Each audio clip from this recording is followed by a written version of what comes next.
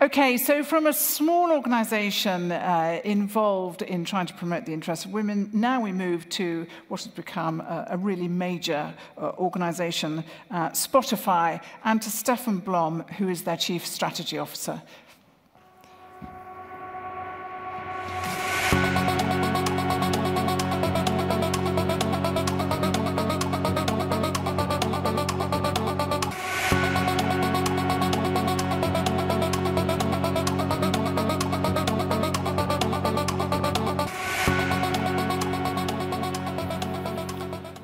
So, hi everyone, I'm here today to talk about innovation, creativity and opportunity. I'm an optimist, and as with a lot of the staff at Spotify, we are building things, we like to build things, and I think that happens throughout a lot of the other EU markets across.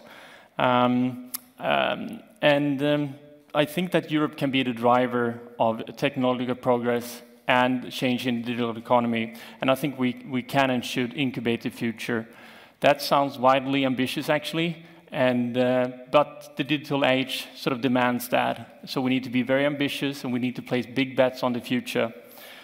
Europe has a choice to ride or even form and shape the digital wave that is now moving across the globe. I think it's very important that we embrace that opportunity, and we work with that. We at Spotify favor not just keeping our heads above water, but cutting new channels that others would follow.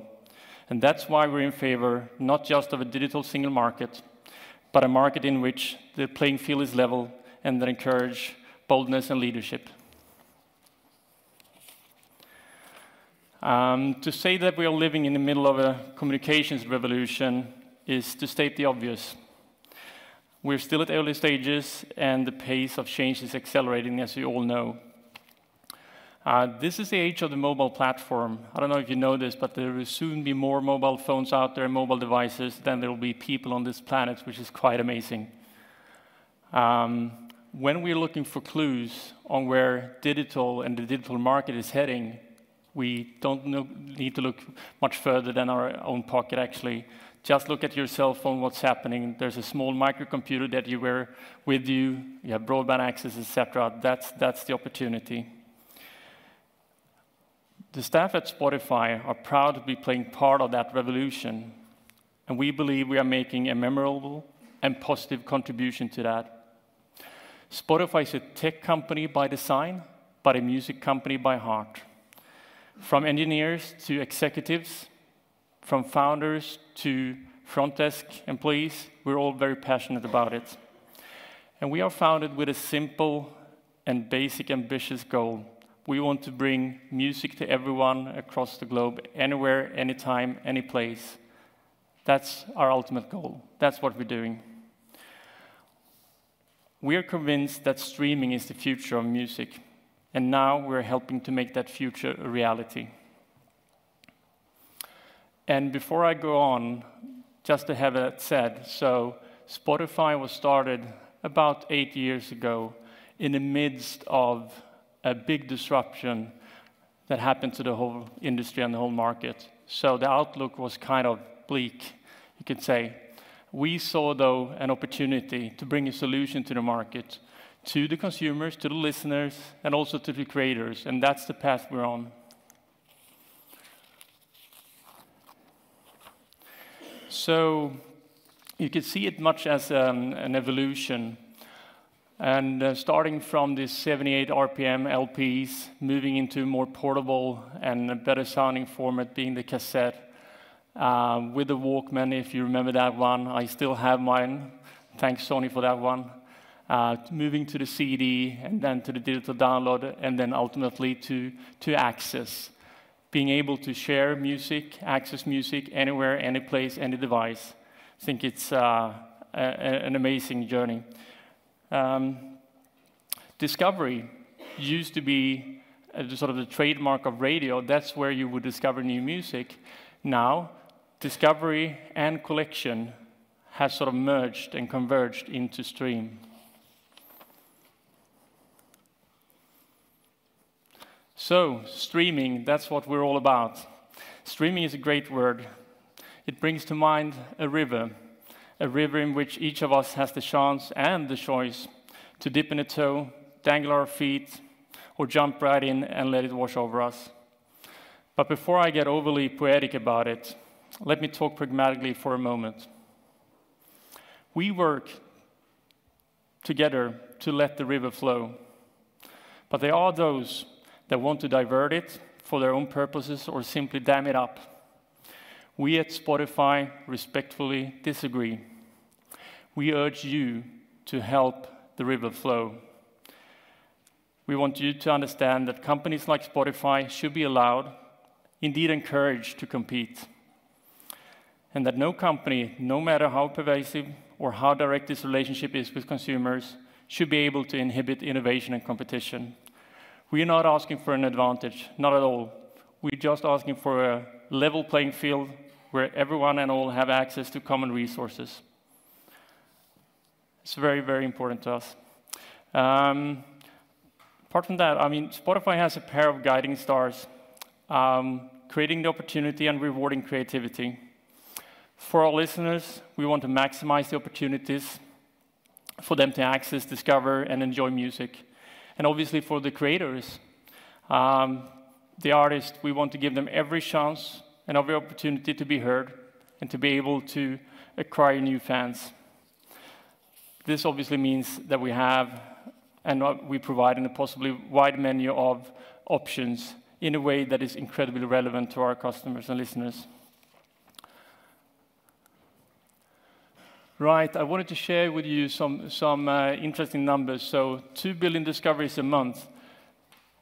That's the going rate of the number of discoveries that are done from any of our listeners on our platform. And this is for music that hasn't been listened to before by them. And this is basically done by our curators, our programmers, our music team. So they discover an act, an artist and a song, and they promote that throughout the platform, throughout the service in many markets in the world, especially across the European Union. And that's quite powerful. And I'll give you a couple of examples. So one being Sofia Reyes, a Mexican artist, 19-year-old. In December 2014, she had around 20,000 streams on the service. Our music team picked it up, placed it in some of the playlists, featured it in some of the emails, etc., promoted it. She's from Mexico, so promoted it in Spain and other European markets, and now she's at a run rate of around 23 million streams, which is amazing. This is like 5 months ago, 6 months ago. So out of not nowhere, obviously, she's been working very hard and everything, and then boom, she's a well-known star. Another example is an Irish artist, again, was not well known at least a year ago, and his name is Kieran Levery. He now has more than 40 million streams. He's playing at the Glastonbury Festival, and he's actually headlining his own tour. And that is also within a year from the first time our music experts found him on the service. So we want to be, for our listeners and for the artists and creators, on any device, any platform, anytime. It's kind of breathtaking to us to think that all of the ways that music can be integrated into our lives, and nothing excites us more. And now we've been up and running for 8 years. We're having great fun. We have a lot of consumers and artists that like what we do. I want to talk a little bit about the strategy, what sort of took us this far, and it's an ever-changing path that we're on. Part of that is free, in combination with premium. So I can think of no other music company, at least, that converts 25% of all users to paid, to 10 euros a month. So if you remember, a lot of the users out there are actually used of having access to music for free, whether that's on YouTube or radio or even worse, in the piracy networks. So we provide a service that they can try out, listen to, enjoy, and then ultimately convert to paid. We are really proud of being able to bring all that great music to people and connect artists with new and old fans. But we're also equally proud of what we do in producing income for those who actually create the fantastic music that surrounds us.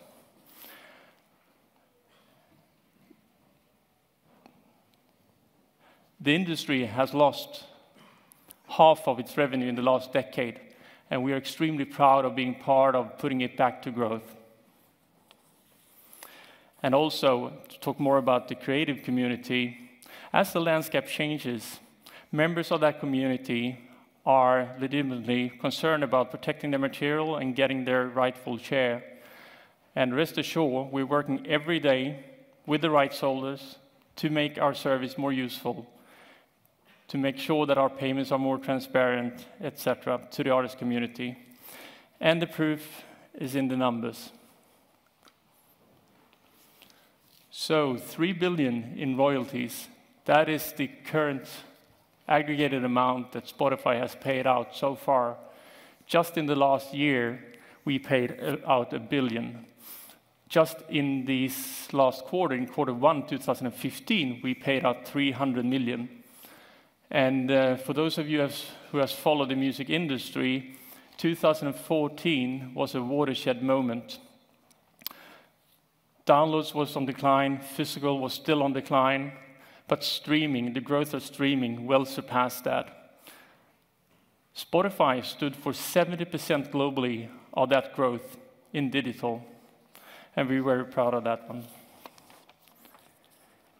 So we believe it is the obligation of all of us, industry, policymakers, regulators, consumers, and more, to reinvent ourselves, to reflect the realities of this amazing digital age. We need to adapt today's copyright rules to the new world of creativity, to enable innovative services to reach consumers without market distortion or restrictions, and to make sure that artists, new and old, can find audiences everywhere and be rewarded for their work. So, now I hope you have a little bit of information and know a bit why we're optimists. We're building something new, something that we think is fun, something that's fulfilling, and something that's born out of Europe. And we are sharing what we do with the rest of the world.